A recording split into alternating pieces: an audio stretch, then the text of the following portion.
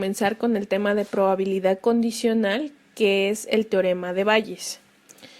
La probabilidad condicional de un suceso es la probabilidad obtenida con la información adicional de algún otro evento que ya ocurrió.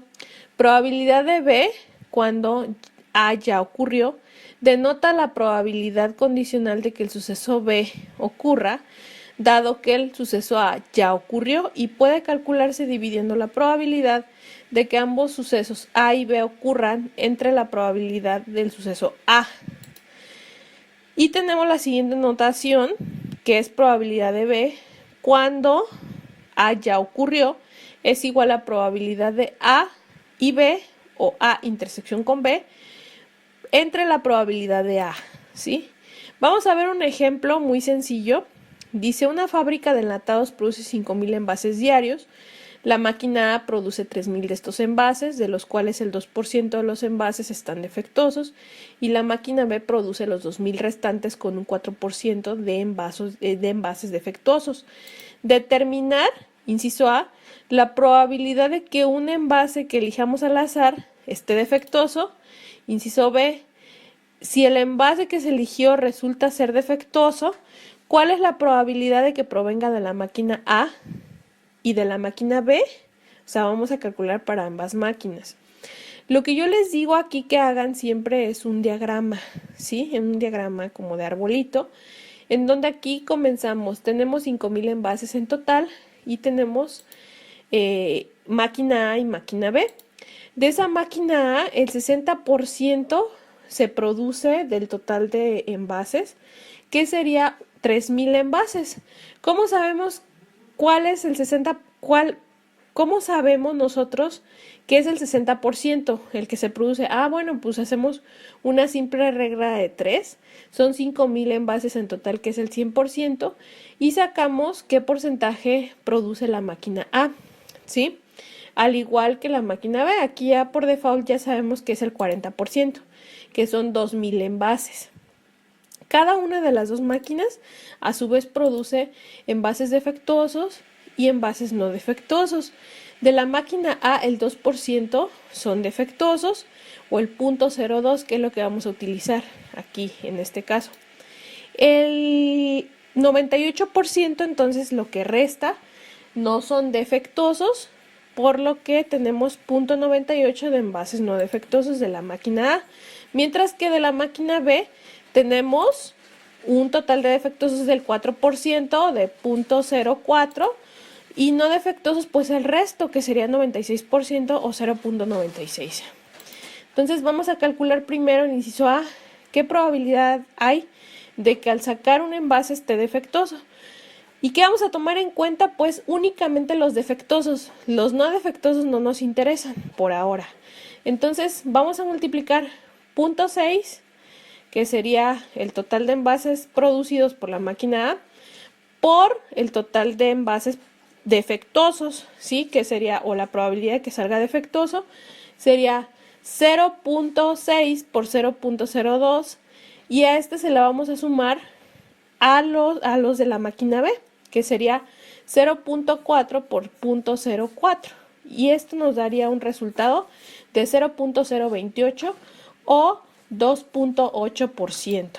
Ahora, el inciso B, si el envase que se eligió resulta ser defectuoso, ¿cuál es la probabilidad de que provenga de la máquina A o de la máquina B?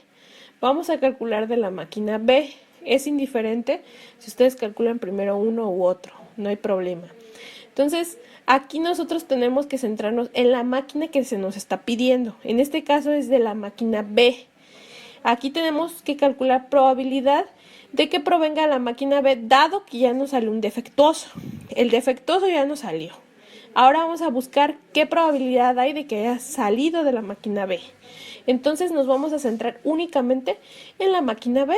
Entonces, para el numerador sería únicamente probabilidad del total de envases que tenemos, que sería 0.4, por la probabilidad de que salga defectuoso, que sería 0.04, entre el total de los defectuosos que hay en las dos máquinas, por así decirlo.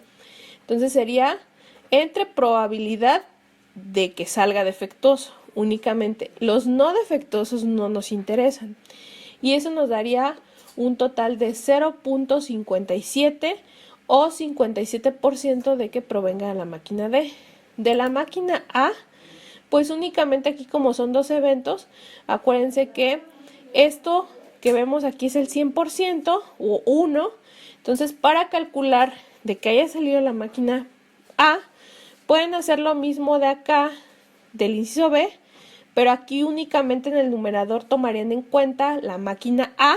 Entonces sería aquí en el numerador 0.6 por 0.02, o en su defecto restarle la probabilidad de que salga de la máquina B a 1, y eso nos daría un total de 0.43 o 43%. Vamos a ver otro ejemplo. En un colectivo de inversores bursátiles, el 20% realiza operaciones vía Internet. De los inversores que realizan operaciones vía Internet, un 80% consulta info bolsa web. De los inversores bursátiles que no realizan operaciones vía Internet, solo un 20% consulta info bolsa web. Se pide lo siguiente. Inciso A, obtener la probabilidad de que el inversor bursátil elegido al azar en este colectivo consulte info bolsa web. Si se elige al azar un inversor bursátil de este colectivo y resulta que consulta info bolsa web, ¿cuál es la probabilidad de que realice operaciones vía Internet? Pues bueno, aquí ya tenemos nuestro diagramita, que es lo que siempre les digo que hagan para evitar confusiones. El 20% realiza operaciones vía Internet, mientras que el resto no las realiza. Del 20%, el 80% consulta info bolsa web, el 20% no lo hace. Y de los que realizan operaciones vía Internet, solo el 20% consultan info bolsa web. Entonces, para el inciso A, tenemos que calcular la probabilidad de que el inversor bursátil, aquí dice, obtener la probabilidad de que el inversor bursátil elegido al azar consulte info bolsa web. ¿Ok? Entonces, probabilidad de que consulte info bolsa web, pues únicamente nos vamos a centrar en los que consultan. Los que no consultan no nos interesan. Entonces sería punto 2 o punto 20 por punto 8, que sería de los que realizan operaciones vía Internet, más punto 8 por punto 2, que son los que no realizan operaciones vía Internet, y eso nos daría un 32% de probabilidad. Ahora, el inciso B, que ya es probabilidad condicional, probabilidad de que sea de que realice operaciones vía Internet, probabilidad de que realice operaciones vía Internet, dado que ya consultó info bolsa web. Entonces aquí nada más únicamente nos vamos a fijar o de alguna manera centrar en los que consultan, en los que realizan operaciones vía Internet. Los que no realizan no nos interesan. Entonces sería para el numerador punto 2 por punto 8, que son los que consultan info bolsa web, entre todos los que consultan info bolsa web, o sea, hasta de los que no realizan operaciones vía Internet. Y eso nos daría un resultado del 5.